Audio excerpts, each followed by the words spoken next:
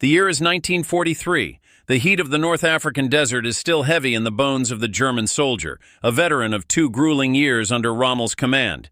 He is now a prisoner, brought across an ocean to a place called Camp Crossville, Tennessee. He expects the brutality and starvation promised by Nazi propaganda. Instead, he is mesmerized by a bottle. A brown liquid, fizzing with a strange sweet carbonation, a drink called Coca-Cola. This simple 5-cent drink, available from the camp canteen, the same price he is told American children pay with their allowance, represented an absolute impossibility. It was the first skirmish in a quiet, subtle, and ultimately devastating war waged not with bullets but with sugar, chocolate, and ice cream. Across American prison camps that summer, nearly 372,000 German prisoners of war would confront a reality that shattered their entire worldview. They discovered an America that contradicted every lie Nazi ideology had fed them. The surrender of the Afrika Korps in Tunisia in May 1943 brought 250,000 Axis soldiers, German and Italian, into Allied hands. These hardened desert fighters, who had subsisted on minimal rations of hard biscuits and ersatz coffee, expected the worst. Nazi doctrine had prepared them for American weakness and savagery, but within hours of their capture, they encountered American K-rations. These were the same field rations American troops often grumbled about, yet to the Germans they were treasures: processed cheese, candy, fruit bars, instant coffee, and cigarettes.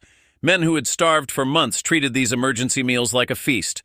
The shock only deepened at the North African processing camps. Military records confirm the U.S. Army served the enemy pancakes with syrup, fresh eggs, and milk. These were foods that had vanished from the German military's own menu years ago. This was the beginning of the lesson, a systematic feeding of the enemy with superior food, a psychological strategy whose full impact would only be understood later. The Atlantic crossing aboard mass-produced Liberty ships continued this intense education in American abundance. These vessels, one completed every 42 hours at peak production, transported up to 30,000 prisoners monthly. Naval logs show prisoner rations matched or even exceeded the crew's, providing roughly 3,500 calories daily. They ate fresh bread, meat, vegetables, and coffee with sugar and milk. Crucially, the ship's refrigeration, standard equipment on American vessels, maintained this fresh food for the 2-week journey. But nothing was as defiant of their understanding as this. Ice cream was served on multiple occasions during the Atlantic crossing. The log of the USS General M.B. Stewart records serving 10 gallons of ice cream to prisoners on July 4, 1943, made fresh by the ship's own ice cream maker. For men who hadn't tasted ice cream since before the war, a frozen dessert in the middle of the ocean was a direct refutation of German sacrifice and scarcity. The mathematics of abundance were being written not in battle plans, but in chocolate and carbonation, revealing German deprivation as needless suffering. When the ships docked at ports like Norfolk, Virginia, the prisoners saw in America that Nazi propaganda had declared fiction. The Norfolk Naval Base alone, covering 4,300 acres, moved more cargo daily than major German ports managed weekly. At port exchanges, the shops for dock workers, the prisoners glimpsed shelves overflowing with a dizzying variety of American candy bars. Hershey, Mars, Nestle. Military procurement records from 1943 showed dozens of varieties, most selling for 5 cents, the same low price across America. The journey inland deepened the transformation. Instead of the crowded cattle cars used for transport in Europe, the German POWs rode in comfortable passenger coaches. In the dining cars, they were served full meals, documented menus from July 1943, list fried chicken, vegetables, pie, and coffee. The prisoners quickly learned this wasn't some form of special propaganda treatment, but simply standard American rail service. Once in the camp system, facilities like Camp Crossville, Tennessee, provided conditions that exceeded the requirements of the Geneva Convention. Electric lights, hot water, flush toilets, and heated barracks were standard. But the true ideological engine was the Camp Exchange, or PX store. Army records confirm these stores were stocked with a seemingly endless supply of goods, multiple soft drink brands like Coca-Cola, Pepsi, and Dr. Pepper, various candy bars and confections, fresh fruit and snacks, cigarettes, and even beer. Prisoners earned a daily wage of 80 cents for labor, later raised to $1.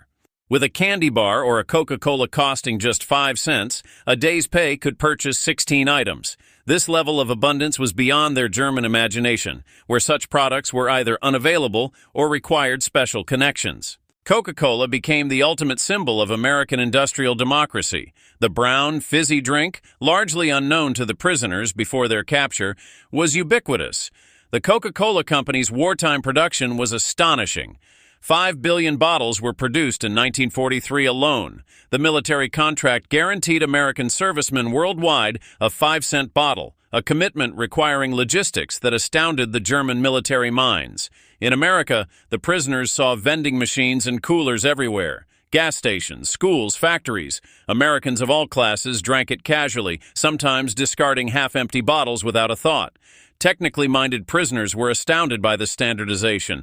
A Coca-Cola tasted identical, whether in Maine or Texas. This level of quality control exceeded anything German industry had achieved. The distribution network, syrup from Atlanta, distributed nationwide to bottling plants, challenged Nazi assumptions about American chaos. Historical records show many prison camps received weekly deliveries of 200 to 300 cases, each containing 24 bottles.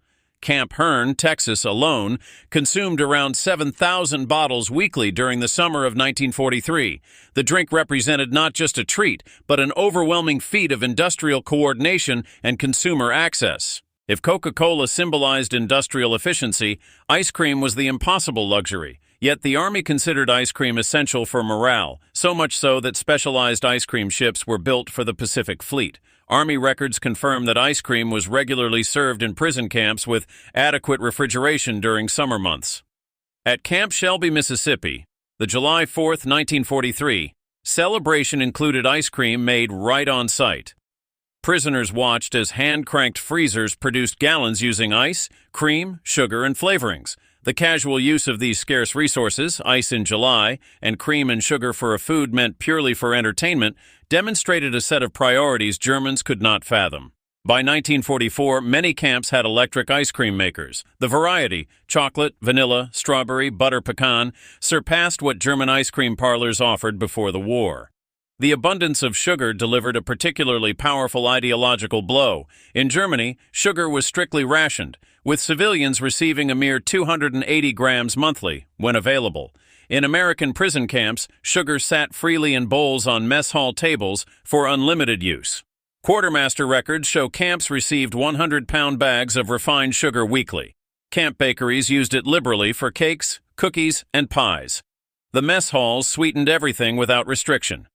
A documented incident at Camp Aliceville, Alabama, highlights the contrast. When several hundred pounds of sugar hardened in the humid August weather, kitchen staff simply discarded it and ordered a replacement. The German prisoners working in the kitchen were reportedly distressed by this shocking waste. This was power so immense it could afford to be wasteful. The lessons extended beyond daily treats. Thanksgiving 1943 introduced German prisoners to the scale of American national consumption. Army records confirm that all prison camps served a traditional Thanksgiving dinner: roast turkey with stuffing, mashed potatoes, sweet potatoes, cranberry sauce, vegetables, and pumpkin pie. The logistics required to provide this holiday meal to 425,000 prisoners and millions of servicemen worldwide was a staggering showcase of American organizational capacity. The fact that the enemy received the exact same meal as American soldiers emphasized an equality of treatment that completely contradicted Nazi racial hierarchy. The prisoners also witnessed American abundance firsthand as labor shortages intensified. By 1944, roughly 100,000 prisoners worked in agriculture and food processing. In Michigan, they picked cherries destined for maraschino production, those bright garnishes for ice cream sundaes. They were staggered by the volume, single orchards producing tons of fruit for merely decorative purposes. At canneries, they observed quality control that rejected perfectly edible food for minor imperfections.